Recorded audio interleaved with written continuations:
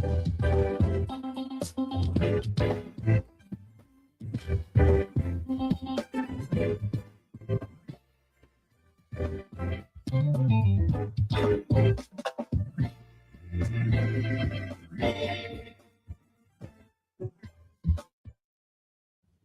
up with the fam? Thank you for tuning in to B.Y.O.B. Welcome back. Well, we believe the Bible is basic instruction before leaving Earth. And our goal as B.Y.O.B. is to bridge the gap between the believer and the Bible. So we're excited about what God is doing and what the word is saying. With that being said, make sure you like this video, share this video, comments below. Let us know what you think while we live. Tell somebody it's BYOB and we are live. Yeah, I am excited about what the word is saying. Today, as y'all can see, we are entering a new book for our study. And I have a question that I want to ask, and I hope that you guys can chime in the chat below. I want you to take a look at this backdrop and tell me what you think it represents. And then we will chime in on the chat a little bit and we'll continue our discussion. But I want you guys to chime in the chat and tell me what your thoughts are on the backdrop that we have for today. What does it represent? What does it mean? And we'll share out a little bit later in the broadcast. Well, as you guys know, we have been studying the Bible, or our endeavors to study the Bible, in its entirety. Now, we are not going chapter to chapter, verse for verse. Okay. However, we are hitting each book and unveiling or revealing the theme, I guess you would say, for each book. How do each one of these books that have been collected together, how do they each in their individuality point to Jesus? And what's the story that was told from the very beginning? And how does it affect my now? And those were questions that I, as a believer, as a reader, posed. So as we developed this Bible study, it was like, okay, I want people to be able to see Jesus, number one, from the beginning. Yeah. But I also want them to see the relevancy of what the scripture was saying back then and how it applies to their right now. Yes. So let us do a little recap really quickly, because today we are in the book of Ruth, and then from Ruth, we're going to do 1 Samuel's, but we're only going to do chapters 1 through 15 today. Okay. So last week we did Joshua and Judges. Well, it's almost like I got to keep going back to the beginning because somebody's going to miss it, and I want you to see they got kids in from the beginning. You're doing a recap. So good. It's a quick recap. Run it down. So far, we have done Genesis, Exodus, Leviticus, Numbers, Deuteronomy, Joshua, Judges, right? Genesis is where the promise began. A redemptive plan was put in place for us. Exodus, God rescues his people, like they leave Egypt and they're on their way to the promised land. Leviticus taught us how to live with the holy God, because now he decided to come and dwell with his people. They built the tabernacle, you have the Ark of the Covenant, all of these things. Numbers, unbelief delayed their promise. So as the children of Israel are in the desert and the wilderness and all of these things, we keep saying the old heads were dying off. The younger ones did not know the God of their forefathers. They didn't remember the promise, none of the things, right? Moses is begging, guys, don't forget. Please remember. Deuteronomy, you got to remember the covenant. That's what he was talking about in Deuteronomy, because I was stuck on the word remember. I remember Ashley and Pastor RG3. They was like, wow, you chased a squirrel and you were gone. But remember was the thing that stuck with me, and what I remembered, well, what stuck with me most, I'll say it that way. Then in Joshua, the promise of the land, that promised land that they were promised, that he was promised way back when, it was fulfilled. They get to enter into the promised land, but then we get into Judges, and then the chaos starts to happen because the people forgot. The thing Moses was begging them not to do in Deuteronomy, they forgot it by the time we're in Judges. They do not have leaders anymore, per se. Moses is dead, Joshua's gone. Yeah. So this is when the judges come in. God is speaking, through the judges and all of that. And here we are transitioning into the book of Ruth. Yeah, still chaos with the judges. It's still chaos so with the now judges. You got just trying to figure their way out because God is using the judge to correct them. So right where you at, ending with the judges, He giving us this insight on this individual and their family. Yeah. I think on last week we ended with as while we were kind of in the story a little bit, we ended with how even though they weren't saying, "Hey, give us a king, we need a king," and they had candidates of who they wanted. Like it wasn't necessarily like that, but they showed that there was a need for leadership. They showed that there was a need for somebody to like constantly remind them in a way of their God, of their ways, because they forgot. But the judge was good because God putting that in place coming after Moses, then Joshua. He said, "Judge, now God trying to deal with them differently than everybody else," which we're gonna get into in First Samuel because that's when you start dealing with the kings. But that's like everybody else because the king finna tax you. You got leadership, but it's gonna cost you. Yeah. God giving you somebody to kind of reason with you, to judge some of your action. No, that was too much. You're doing wrong. But He's trying to give you this free, spirited place where you could trust Him. He can commune with Him. You can have a relationship with Him, but you go too far, so He's trying to bring you back. And then when you get the king in play, you can pay them taxes. Everything's gonna cost you to have leadership. And I think He was just trying to give them a different model so they can learn to trust His voice. And I think every leader go through that. And I think it speaks to us today. Everybody needs leadership. We speak to people that say, I ain't got to go to church. I can go to God on my own. True. Very true. But you need a leadership. You need a structure to help you there. It's and God uses people. It's a model to be a blessing. Yeah. God uses people. Everybody. There's nowhere in scripture where you don't find that, and that leadership, that principle is necessary.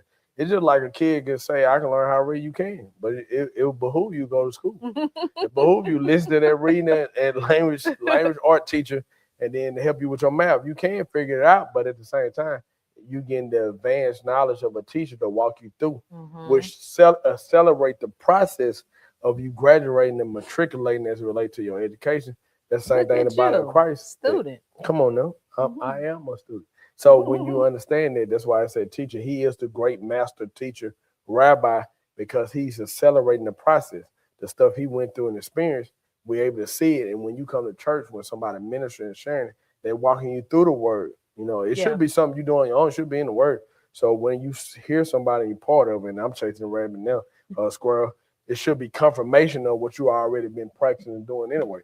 Yeah. Yeah. So here we are. Here we are. Coming from Judges is actually the perfect transition into Ruth, right? Because right in the middle of the chaos in Judges, God tells a quiet story. Come on, what do you say? Tells a quiet story of Ruth. While the nation is falling apart, and you talked about this in your sermon today, while the nation was falling apart spiritually, a story is being revealed and told. So Ruth is, and I remember last year we talked about Ruth and Naomi a little bit, and I was just like, Ruth sounds like the older person. It's just the name. So for a long time, she got the senior citizen name. Yeah, for a long time, I kept trying to make Ruth the mother and Naomi the daughter-in-law. Sound like the mother of the church, Mother Ruth.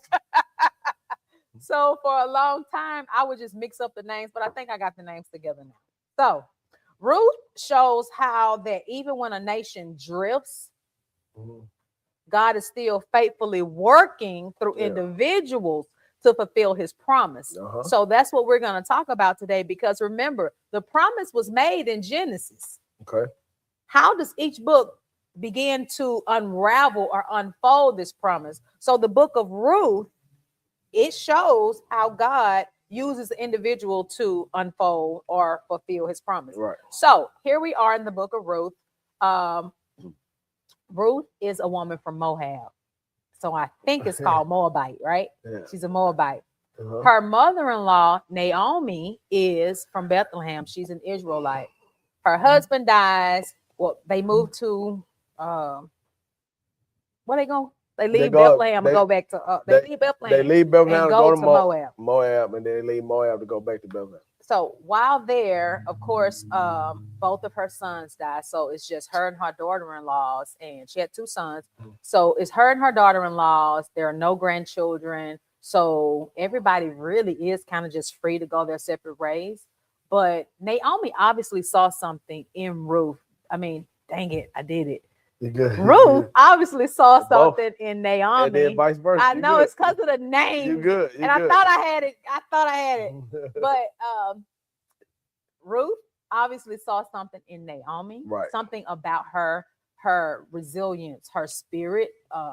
And I want to say I'm almost 100% sure the way that she remained faithful to her God, even though she couldn't see him, hear him, or touch him physically, because y'all know they were doing all the idols and all that stuff. That's why they kept falling in the sin and all that old stuff. But for Ruth to watch Naomi, she had to have seen this and say to herself, there is something about this woman and the God that she serves. Yeah. So although she had an opportunity to leave and she can start life over, remarry, have kids, she told Naomi, where you go, I go. Your God will be my God. You keep saying where you die, I'm going to die, all of that. Yeah. But at the end of the day, Naomi, I'm going with you. Regardless. So she goes with her mother-in-law, not knowing if there is going to be an opportunity for her to remarry, or if she's just going to be a widower like her mother-in-law. Or y'all going to be two widowers taking care of each other, just trusting that God is going to make a way. Like, how does this work? Like, how is it going to work? And you said it perfectly today in your sermon when you were talking about moving on a maybe. Moving on a maybe. Maybe this is going to work. Maybe it's not. But what I know is I have enough faith in what I have seen and experienced in Naomi. I'm not leaving her. That I'm not going to leave her. Yeah. I'm going to trust God she serves. Yeah. Now, this is me speculating. Yeah. Right. I am taking scripture, but I'm also using my holy imagination, and I'm putting two and two together because I'm trying to put myself in her shoes. Right. She has had to experience or see the glory on her or experience some power or something. Right. Yeah. Anyway, long story short, as I began to dig, the Moabites were actually enemies of Israel. Mm-hmm. And what was interesting is that, we know that Ruth. Did I do it right this time? Yes. We know that Ruth is from Moab. Right. And these people are deemed to be enemies of the Israelites. Yeah. God chose their enemy and used their enemy to eventually bring our Messiah. Yeah. A lot of times we cut people off, and now I'm here in 21st century, right? We cut people off. We take away from what they may bring to the table because they have been deemed or labeled an enemy. We don't like them. There's something about them. It's just not meshing. We're not clicking. We're not friends, right? But we've heard oftentimes how God will make your enemies your footstool. And I'm not necessarily saying that. I'm going to call her Moab. Ruth was a footstool, but she was used. For his glory and to make sure that the promise is fulfilled. And sometimes in our lives, we have to be open to it because you never know when it's going to happen. God will use our enemies to make sure that the promise that he has declared over our life is fulfilled. So we as individuals have to stop cutting people off so quickly. Come on, Rabbi. He played too much, right? Y'all see this, right? I mean, I feel it. I experience this every day. I'm just saying, but come on, do y'all see this? Come on, teachers. Drop that in the chat. Hey, come on, G3 play too much. Hey, come on, teachers. Anyways, I do feel that this is a lesson that I have learned just beginning to just dive into what Ruth is and how it ties to Jesus and all of that. Because I say this all the time, especially when I'm at work. People got one time.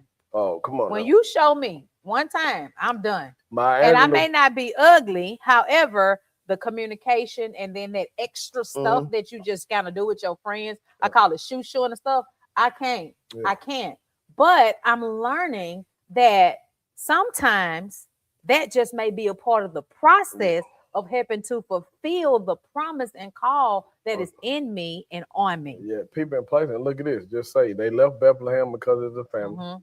They get to Moab because evidently it's not a family. They leave Moab, went from a physical family with Bethlehem till Moab. They leaving underneath an emotional family Mhm. because now she done lost everything. But it just goes to show you, like you said, you just can't cut it off because it's just a 10-year difference. 10-year difference from the place you left because they didn't have to now you going back to. And of course, when they go back to, they're in the midst of harvest. But it just goes to show you, you can't just cut something off and be done with it. And that's a human nature. Oh, I'm just done with it. One person can be an enemy today and be a friend tomorrow. And sometimes you got to know that. But it don't mean to let yourself be vulnerable because Christian people think they have to be a doormat and let people take advantage of it. That's not Make what I'm that saying. clear. Anyway. I just shared this with our son this morning at 3. Me and him was talking. I said I don't recall anything I done in life that I didn't do it scared, fear. But fear is false evidence appearing real. But I told him this uh, First Timothy talk about this. I say 2:7, if I'm not mistaken, where it say, for God has not given us a spirit of fear, but a love, power, and a sound mind. And I told him that he gave us a sound mind and know when to use our love and when to use our power. And people don't talk about that. They think as a believer, you always displayed love. But another form of love that we overlook, which is discipline. Sometimes you got to inflict discipline on people to show them that you love them. Before I say stuff like this, if you spat a raw, you hate the child. He talking about discipline. But what you're talking about here is so powerful because there's a 10-year difference between them leaving Bethlehem, going to Moab, and then leaving Moab broken to come here, which is crazy. When they leaving, watch this, Naomi is Ruth saving grace to go to Bethlehem, house of bread. But that's Ruth coming out of Moab. Mhm. But when she get to Bethlehem, roles switch. Ruth become Naomi saving grace because her connection that she's going to have with Boaz.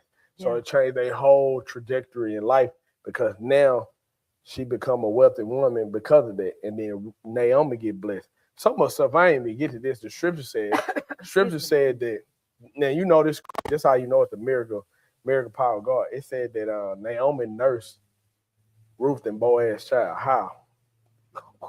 How did she nurse him? That's a whole nother. Is because. But we can get into all that because it goes to show you it's where they at, the location of it. That one thing can be dried up, and God will reverse something so much that he'll open up something that's a famine and he'll make it plentiful. So this is a woman that's in her famine years that she shouldn't be nursing. But then remember everything about I told you, it's a small picture, the big picture. It's the milk, it's the nursing of it. That's what Israel gonna be. It's when they talk about the big breasted God. It's the milk. It's that promise, the land flowing of milk and honey. He's writing this so you can see it, that he'll make a place that should be a dry place. Should be. Come on, man. There's so much promise in there, but it just goes to show you the roles reverse because you never know what God's gonna do. Like you said earlier, this woman is upset with God, almost at the point that she bitter with God that she changed her name from Naomi to Mara, called me, because she done lost her joy. She's bitter, she angry, she's sorrowful.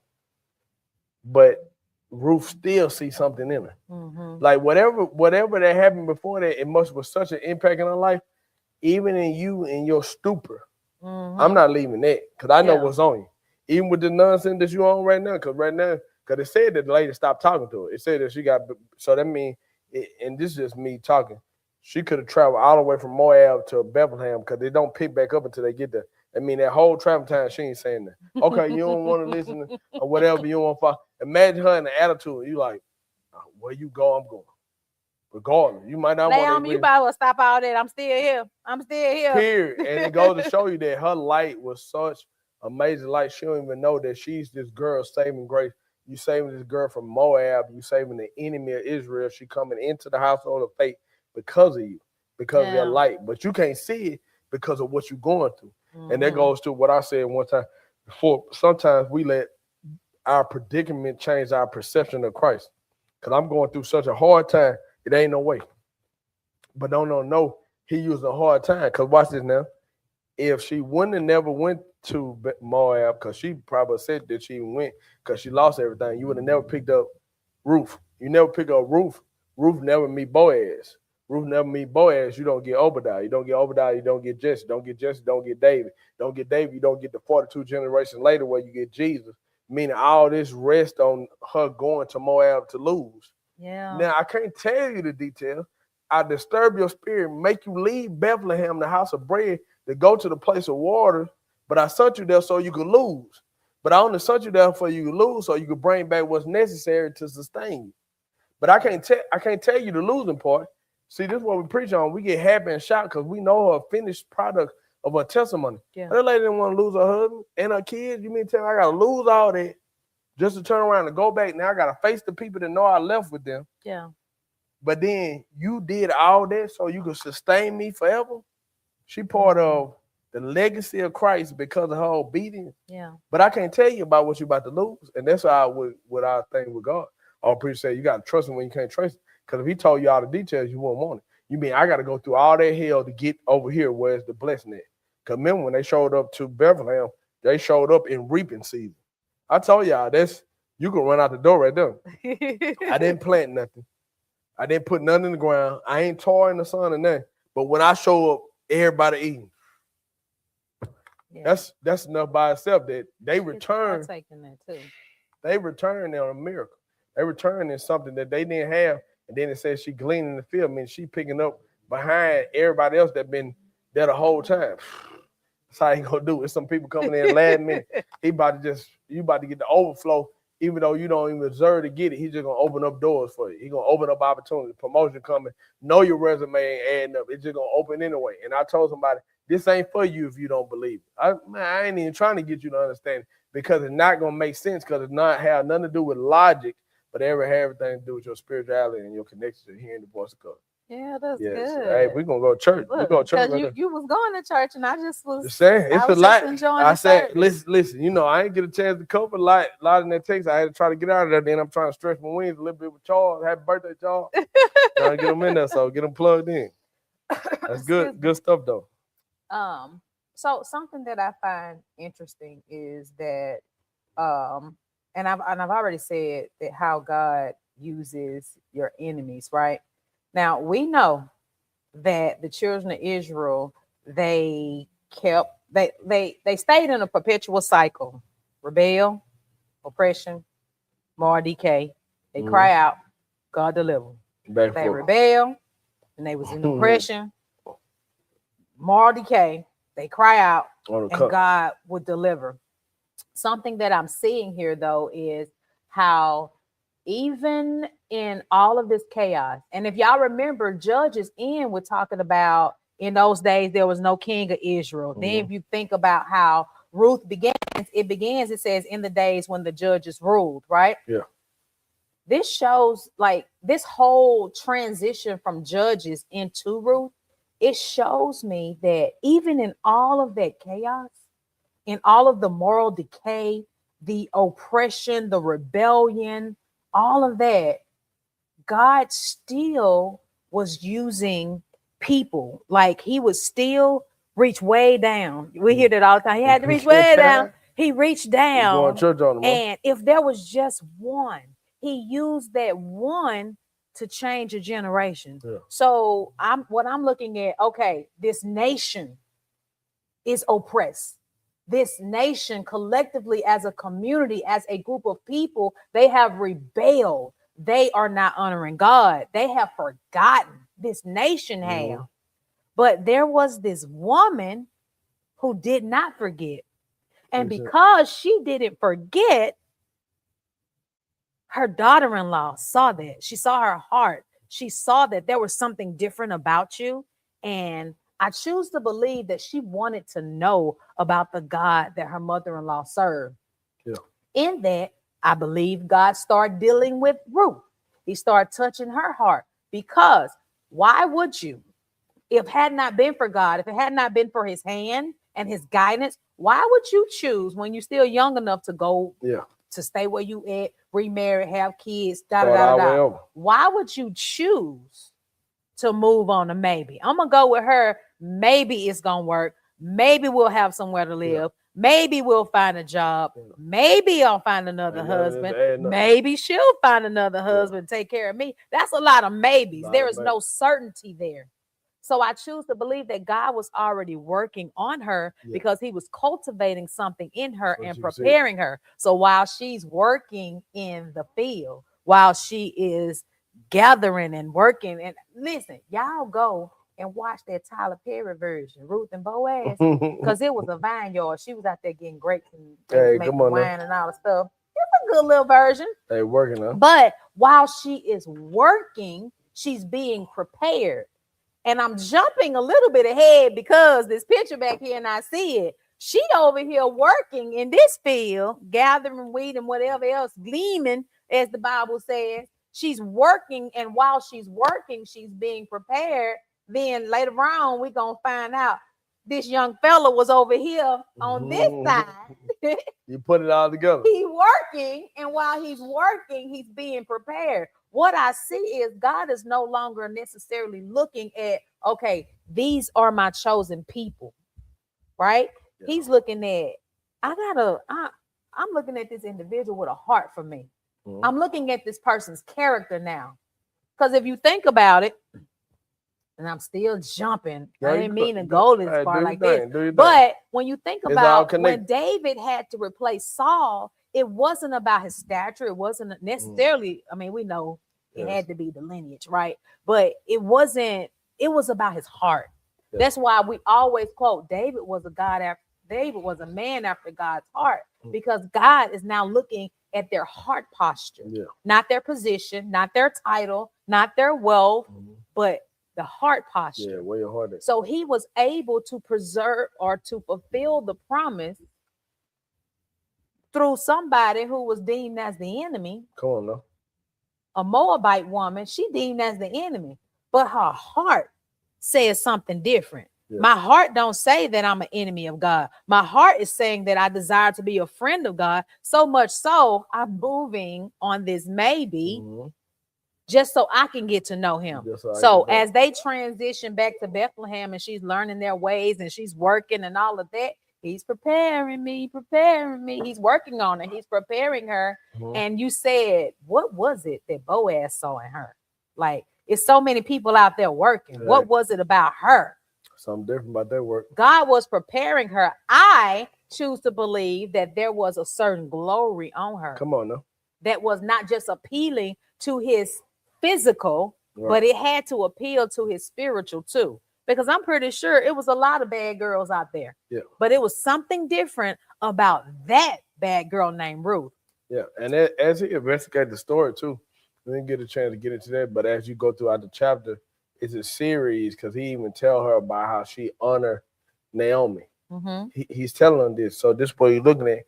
That's the reason why, because she said what at the end of it, once he tell her she could stay in those fields and she could glean from these fields.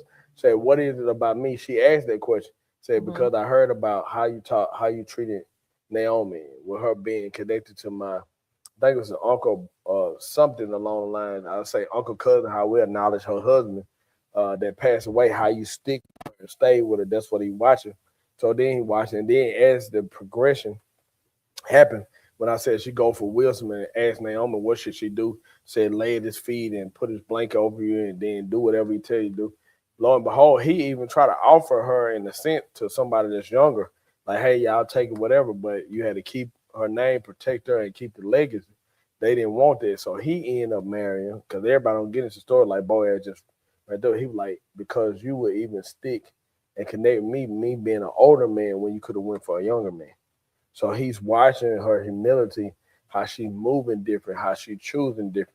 She's a wise woman at a young age, but the only reason why she's wise like that because of Naomi. From her mother. He's listening. She's listening to the wisdom of this woman tell her what to do, which is gaining her favor with this man. Ooh, that's a lesson for anybody. You're trying to work your relationship, you need to go to somebody that sees, that know what they're talking about. Reason why Naomi can tell her how to handle a man, to move as a wife, because been there, man, life experiences. She telling you from her experience and the knowledge that she had. So it must have been something about that she was willing to listen to this woman, testify and walk her through this success. And then lo and behold, because of this commitment and faithful to honor this woman, she ended up saving the whole house. Everybody ended up blessed.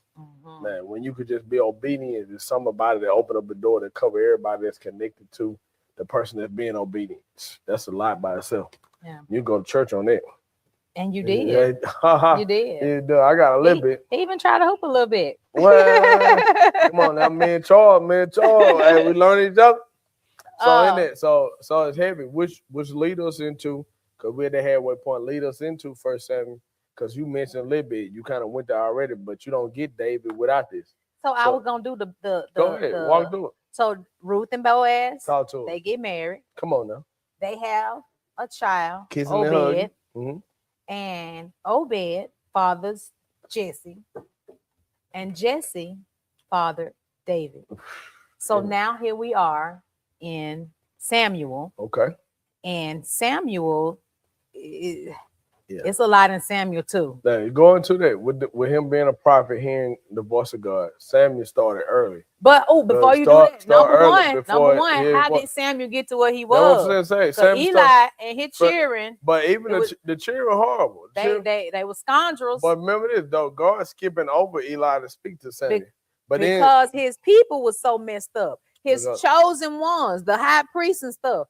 Eli was letting his kids just do anything, get away with stuff. Y'all done heard they be saying PK kids be the worst ones. Oh man, this PK kids was bad. They was taking the sacrifice men for God. They was sleeping with the women who working there. What? Like they was doing all. They were doing that in church. Yeah, church folks do that. So all the stuff y'all be hearing, it ain't new. It ain't new stuff. I mean, it's what it is. My mama said there's nothing new under the sun. Oh man, that's your mom quoting Bible. My mama said before I even knew it was in the Bible. My mama said that. So they just out here doing wrong, not honoring God, all the things. I even read that Eli hadn't got fat from eating what was meant to be sacrificed. Man, they real ratchet, and this goes to show you he lost his way. But then I do give him credit for when Samuel do get up, thinking it's him calling him. Oh yeah, he directed him correctly. He do recognize that there's something different about him, and that's the thing about it, man. God will jump around someone to speak to, and so here it is. He started. And if you abuse what he gives you, just know there's somebody else, and that's exactly what happened. Eli's children weren't doing what they were supposed to be doing, and they just put a bad name on preachers, right? Eli wasn't putting his foot down and say, "Oh no," like he was looking at them like they father, but not standing in the position of the high priest. Because the high priest would have said, "Oh no, there is no way you would dishonor the house of God. There is no way you would dishonor this call," so forth and so on. So because of the tarnishing that they did of that position, God overlooks them, and he sees Samuel here. I was reading how Eli was in the back sleeping. Samuel was sleeping on the floor near the Ark of the Covenant, right? This made me think, like, I'm thinking Samuel desired to know God differently, to hear God's voice for himself. Like the position that the Bible is talking about was where he's sleeping. It made me feel and think, okay, he was yearning for this thing. He wanted this thing so bad.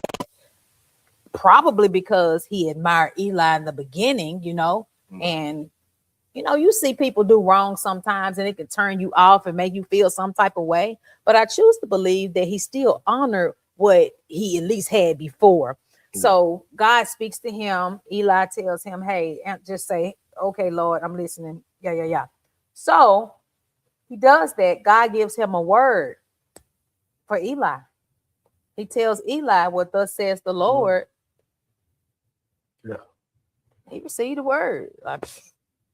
Now you, Samuel, you are now the judge. You are now the high priest. You are the prophet now. So Samuel got work times 3.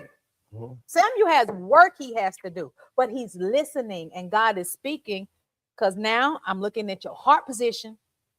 I can't look at these positions because these titles and positions that made y'all forget. Same thing Moses was talking about over in Deuteronomy. He was telling them, don't forget where you come from, but you ain't no slaves no more, okay? I don't want you to forget where you come from, because you got to remember, because it's going to make you appreciate where you at. They forgot and they got used to the position and all the accolades and publicity and all the things that come with Go to it. work. God was like, I don't have time for that. We got to get the Messiah here. So, because my redemptive plan that I told you about way back in Genesis. So let's get this ball rolling. Okay, Eli, you and your lineage done with that. Samuel, let's do this thing. Say, open the door for And did. Yeah. Open the door. Right. But without him, Saul wouldn't have been established as king. Yeah. Without him, God wouldn't have never spoke to him and said, "Hey, I'm done with him." Yeah. Like his heart is not right. Yeah, he don't. So God is looking at hearts, right? Gotta wash his hands up. Ruth's heart looks at Samuel's heart. Now Saul finna get fired. Well, Saul is fired. He's still in position On the job. but he's fired there because David is over here in this field being prepared. Remember, I told you Ruth was in her field working, and while she was working, she was being prepared. Same thing with David. He in his field tending to them sheep. He's working while he's being prepared for the position he's about to take. Back in the field working, like Ruth. You got to go to work. You said that earlier. You was like, you got to work. Gotta go to work. Or while you're working, what? Realize he's preparing you. He's working on you while you working. I'm gonna tell you something that's heavy, and we kind of move past when we go into it. We started off with Samuel being in the house with the prophet and hearing God's voice and coming to the prophet, and let him tell him next time that voice speak to you, say, "Here I am, Lord." That's how I heard it. But we bag up just a little bit for the sake of time. We can go back to Hannah, his mama, being drunk, or saying she's drunk, but she praying so hard that the man of God thinks she's drunk. Yeah. So it's the same man of God we say loses weight. He think because he's not spiritually discerning that this woman is in honest prayer. She wants something from God, which what she wants is Samuel. She wants a son because of Elkanah's wife, Peninnah, is having multiple sons. And then not only having more sons, but she had to be in her feelings. She teasing me. Yeah. But then Elkanah letting her know you my favorite. Like, but that don't matter. I'm your favorite. I don't have. But God honor her. Then God honor her, but she keep her commitment because she gives Samuel back. That's what we had today. You on the hill because that woman kept her commitment to God. Because if you bless me with him, I'm gonna give him back to you. Yeah. And that's what it is. So then she give him back to God because God gave it her. Which for every parent right now, if you just realize that it's your job to give your kids back to God, that's a whole nother word. That's our word. Give it back to God. So in that his grace and this is just me, he's walking in what I call generational blessings. The reason why he used Samuel so powerful is because what he owed Hannah. This don't have nothing. Prayer she prayed. Because he too young to been and did something. Yeah. Yeah. The reason why he using him so greatly is what I told your mama. He's still in the bed. You ain't did nothing. You ain't did nothing to get God grace and mercy and glory to flow through you like that. Yeah. But because of what I said to your mama, I'm gonna start using. He started telling him in his sleep. Like this bigger than you, Sam. This between me and Hannah. The reason why I gotta do it. So the reason why he was so great and mighty, because they were just saying he wasn't the greatest prophet. Going into it. You get into the different ones, but he one of the great ones you hear about. So much so, First Samuel, Second Samuel, you got it. But it just shows how powerful he is, and I believe, like I said today, it's certain things we walk in. We like to focus on generational curses, but we don't focus on generational blessings. He's a walking miracle. That's why he's able to perform miracles, because he's literally the embodiment of a prayer. Exactly. His existence, meaning his essence of who he is only because it's an answer prayer. So when you see Samuel, you see a walking prayer. Man, come on. That's really good. Man, you can go to church by Samuel because just his mama, just man. So when she finally get him, but just enough to give it back, which is the same thing you see in Genesis with Abraham to get Isaac back, which is the same thing you're going to see in the Gospels when God gives Jesus back. Come on now. It's all showing you. Because every small picture is a picture of the big picture. Covenant unfolding, just constantly unfolding, different constantly layers. Giving their sons back. Yeah. Yes. It's really good though. Yeah, we got it. So this is what I saw. So in Genesis, the Abrahamic promise. right? He talked about his descendants. He didn't look at the sky and Yeah. the Come on, stars and talk. the sand and all of that. And as we have been going through these books, we have been seeing that promise fulfilled. Mhm. We've been seeing it unfold. But then he also makes a promise. I can't get words out this You morning. good. You He good. also makes a promise to David. Mhm. So how you say it? Davidic promise, Davidic promise. I don't know how Yeah. you say that. But he also made a promise to David, telling him that his line, his lineage will be on the throne forever, Mhm. right? This is me trying to put myself in their position, make it more real for me, right? Mhm. I'm David. God done told me that. And David had, all these children with the different wives he had and all that. So it could very well, you could be thinking one of my sons is going to keep this going. And God said forever. So my name is written in history.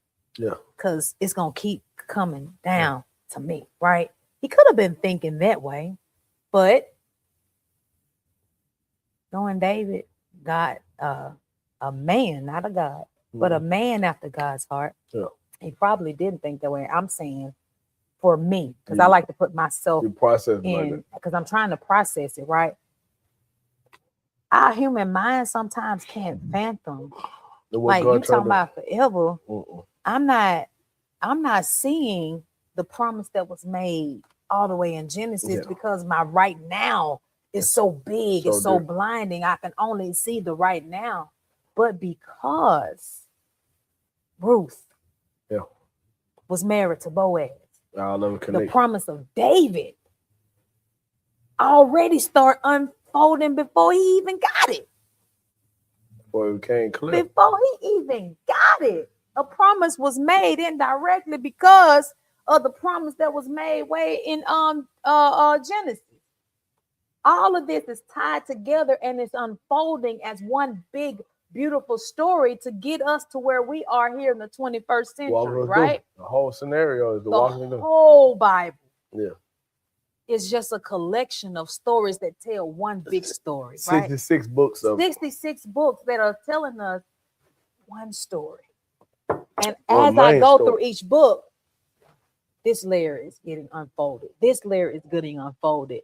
And I'm looking at two promises that were made and how they all, it's like they are connected, but I done tied them all back to Genesis. Yeah. God kept delivering them children to Israel all because of the promise he made. Like, I know that your people, your chosen people, all that stuff, but it's bigger than them. There was a promise made because this son of man got to come and crush the head of this serpent. This son of man got to sit on this throne forever. This son of man got to come and deliver these people and all this stuff. Like, the promise that was made way back when, even though he didn't say way back when, hey, David, because David went there.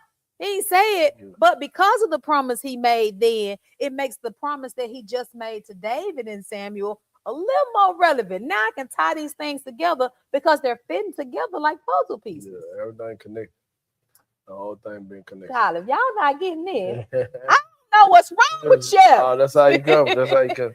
I don't. But the crazy thing is, growing up, and this is why you have to have someone who is a teacher, like who is passionate about making sure you understand the content and the context, right? No shade to how we learn the Bible, but I will say it's like I knew some of the most popular stories. Yeah. Because we hear them, we recite them all the time. Easily preached. You get into religious cliches and things of that sort. And you're just getting, like, you're skimming the surface of it. You're skimming the surface of it. They call them biblical blankies. Biblical who? Biblical blankies. Blankies. It's what you run and get. Like a kid go get his little blanket. Listen, I'm telling y'all. Yeah. I'm telling y'all. But when you start digging, you have got to go into this word and start digging for yourself. Yeah. Like, you have got to start reading and understanding. Yeah. And if you pose the right questions, you will see things a little bit differently. Yeah. I had to do that. however But many years later. But I would say too, since we're on this, we kind of outside, but it's still good because it related to BYOB. This how BYOB started. It's the neglect of Sunday school. We went from being educated to being entertained. Yeah. So you wanted to cut all that stuff out. I remember taking Sunday school. You get up Sunday school review.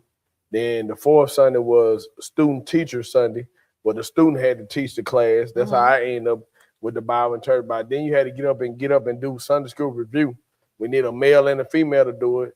Then you got the male and female teachers. Then you go to junior class and keep going. Then the Sunday school superintendent Sunday school superintendent come up and they give you the lesson name. This is what we was talking about today. So they bring it all together from all the classes. Then we took up offering. Then you had a break in between service where you go get snacks and all that stuff. All that stuff got eradicated. With the new generation, nobody trying to be at church all day. We ain't got time for this. So you just getting a hot sermon. Then I told somebody it's really crazy because you want it done in 30 minutes. That you're trying to get all this wealth of knowledge and you're trying to get that person to do it in front of the pulpit. And that's go to decline because now you ain't educated. Because whatever you don't know, you destined to repeat. Education definitely important. I'm telling you. Back to what you're saying in the scripture about them Israelites, the reason why they kept probably no leadership, and then they weren't able to remember.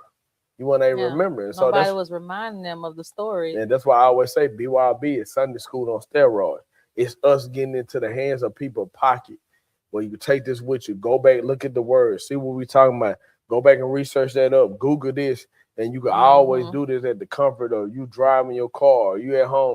They give you the whole week to digest on purpose, and then it's to build that content long term. And I was like, man, I just wish people had great Sunday school teachers like we had Weezy that introduced different books.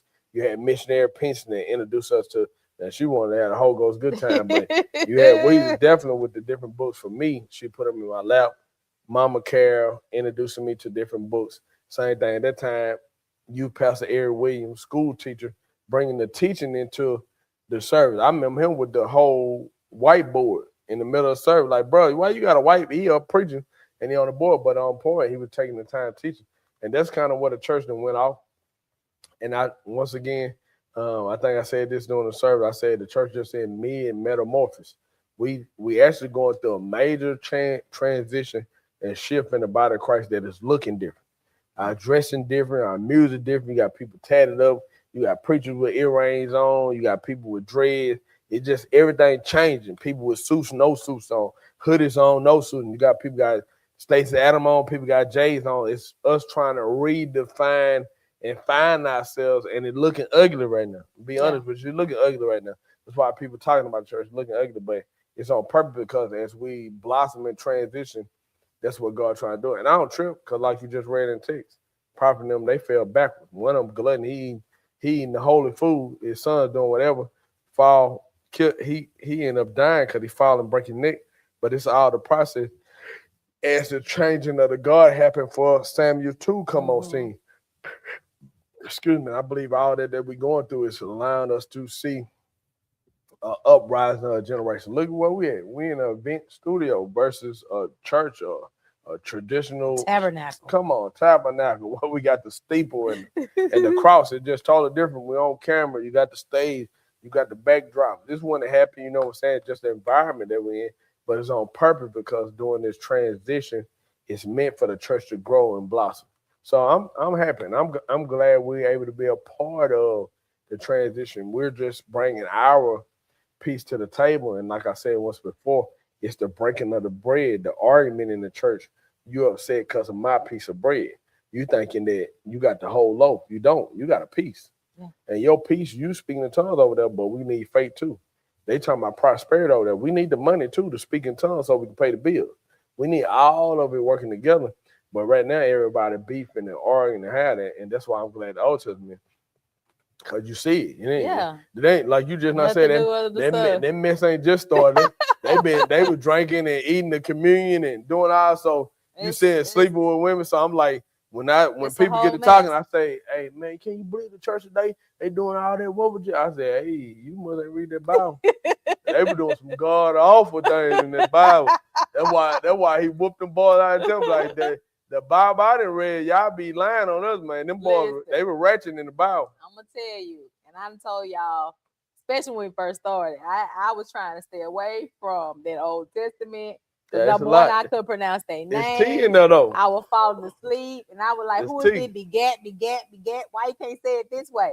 So I was reading it in the NIV version, and it was making sense. Then it made me go back and look at the King James version, and I was just like, "Oh my goodness, there is a lot of T in the text for sure." I'm gonna say this because we're getting ready to wrap it up, but I think what you said was good about David, that it said that the throne would always be in his bloodline. But look what his flesh get him into. When he killed Uriah behind Bathsheba, one, that's his best friend. That's a whole nother story by itself. Because of his sin, condemnation. That's why Paul says in Romans, now there is no condemnation, those in Christ Jesus. Condemnation to make you do something crazy. You can't get this man to go sleep with his wife because he's so faithful and committed to you, to the mission that you're trying to do, to you so doggish. You send him with the envelope to kill himself. First of all, that made me question you, right? Because you're supposed to be from Africa. If you are people, you don't know how you didn't read your own death notice that you sent. Because it been me, I would put it up to the light. Let me see what love. But anyway, he killed a man for Bathsheba. Long story short, firstborn loses son, secondborn Solomon. But then the prophet Samuel come tell you. So when you come to that, that's Nathan, because that's why Nathan that's why I say why I mess with his name by him. His boldness to challenge leadership. That's how great Nathan was in the Bible, as far as a prophet. He comes say, "You are the man." David fall down weak. That's how David, man, I'm going hard. Anybody else would have been arrogant. Who you think you talking to? I'm the king. No, David broke in the knees, prayed, and went there. But then the word was, because you did this, the sword will forever be in your house. You got the throne gonna forever be in your lineage, but it's gonna always be hell being raised in your house because you didn't control your flesh. We're gonna talk about that next week too. We speak to every man. If you don't learn to control your flesh, you'll find you bringing curses upon your own house. Now your whole generation got to deal with this sword because you didn't deal with your flesh. Because you weren't willing to fight your flesh, we got to fight this demon that you didn't let in the family for the rest of our lives, you know? So it's just something to speak to that. And I just thought about that because you're saying about the kingdom. So I actually will talk about it more next week, but I thought about how when he says the sword will forever be in y'all's house, I was like, ooh, they got to fight all the time? Because that's what you use a sword for. Yeah. Then I thought about even today, 2026, who's fighting? The sword. Them Israelites still fighting. The sword. When he said forever, he meant forever. I'm talking about, man, when you hear them interviews, they hate each other, bro. Baby. You be like, y'all don't want to try to I made the kids at school go on a deep dive. I chased the rabbit, they had the squirrel screaming, we chased squirrels. I chased the squirrel, I made them chase the squirrel. I made them go write a paper on it. Go look up the history. Why? Here go y'all 3 historic events, research those and give me a paper. And you watch them, it don't seem like they make a decade apiece. They don't get a 10 years apiece. Like within a 10-year radius, it's always a war with them. Always something. Always when some he said genocide. Forever, oh my goodness. Man, so it's just like I said. The words of the prophet are still 2026. Come on. We're still in there forever. Come on, man. Yeah. Listen, y'all, we are out of time. We're going to pick up with this on next week as we dive deeper into 1 Samuel, going into 2 Samuel on next week, because we are unfolding the story of ultimately our Savior, the redemptive plan that was established in Genesis. And we are revealing through the 66 books, the one story of all of our lives. We want to say thank you guys for tuning in with us. Thank you for sharing. I hope you guys chimed into the chat because he be watching the chat. I be forgetting sometimes. I got you. But I am going to look a little bit later so I can see what this image was saying to you guys. What were you able to infer or interpret from this backdrop that we have dropped for notes today? In the chat too. You said, he dropped some notes in the chat. We want to say again, thank you for tuning in, guys. We're out of time, but not out of minutes. However, we need support so that we can continue to bring you this Bible study in this way. We need support in our Fifth Sunday endeavors. The church just needs support, right? And if you have found this to be a blessing to you, if you have found that Sunday school on steroids is enriching your life, it's making you see the scriptures different, it's getting you closer to God, you can sow into this ministry. You can do so by way of Cash App. That's ICANN 365, Impact Community Action Network 365 days out of the year. You can do so by way of Givelify. You can give with Impact DFW. You'll see a picture of my husband and myself, and you can give that way. Thank you for your seeds. Thank you for your prayers. Thank you for sharing with us how this BYOB ministry, how Impact Church DFW has been a blessing to you. Guys, until next time. We want to say grace and peace. Amen.